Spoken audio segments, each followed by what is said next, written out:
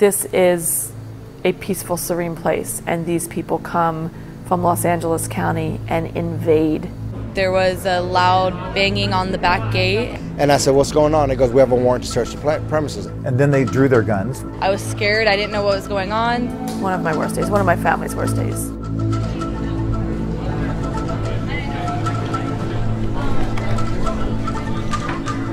Had this armed raid uncovered a weapons stockpile, foiled a terrorist plot? No.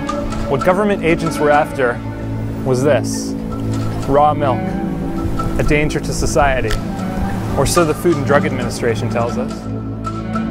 The FDA warns raw milk can cause vomiting, diarrhea, and worse. But not everyone is so worried about these risks. All raw meat, raw cheese, greens, eggs, honey, milk. It's pure and healthy and makes me feel good. This is Rawesome Foods, a private membership club in Venice, California. Before entering, members sign a waiver stating that they actually want food that has not been heated or pasteurized. In fact, that's the whole point, explains the club's manager, James Stewart. It's how nature provides the food without man becoming involved in pasteurization, homogenization, processing of any kind. The class of foods most scrutinized, it seems to us, is anything having to do with raw dairy. Raw milk, whether it's cow or goat. In the past 3 years, there have been at least 8 government raids across the U.S. involving raw dairy, according to the Farm to Consumer Legal Defense Fund. In this security camera footage, we see agents entering Rawsome's kitchen, guns drawn.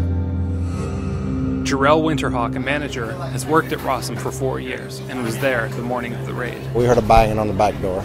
One of my workers, helpers, he went out there and says, hey, there's a cops out here. The police presented a warrant, so Jarrell let them in. They made me get out of the kitchen and I had to go sit over there on a chair and they searched me. They started walking around. They drew their guns and I'm like, why are you drawing guns? I didn't know what was going on. I mean, it seemed like they thought we had cocaine in the papayas or something. Guns drawn is way beyond and above the call of duty. The raid on Rawesome involved no less than 5 government agencies: the FDA, the Los Angeles Health Department, the Los Angeles Sheriff's Department, the Los Angeles District Attorney's Office, and the California Department of Food and Agriculture.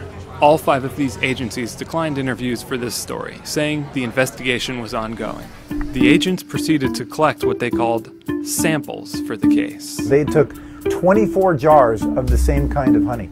For what purpose? If you're taking a sample of something, you need 1 jar of that honey, not 24. They just went into our freezer and they just took gallons and cheeses and whatever they wanted. They deliberately left this door open and the curtains open so it would spoil the food. And they knew this. By the end of the day, they kept it open for so long that a lot of stuff had gone hot and they couldn't sell it. Thousands and thousands of dollars worth of food. They don't want to see this happen. They want to stop this from happening. They're going to shut us down whenever they can, in whatever way they can.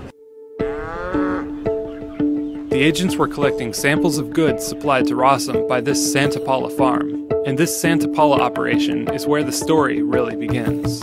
Sharon Palmer and her 3 children run Healthy Family Farms, which has long been under the scrutiny of various agencies for its sale of raw goat milk. Rawesome had a real desperate need for raw goat milk, and we progressed in building our own dairy and raising our own goats. Because of Palmer's work with raw goat milk, the farm was raided, and she was arrested. My children stood by and watched me in handcuffs. People that I had volunteers here just stood back in just horror.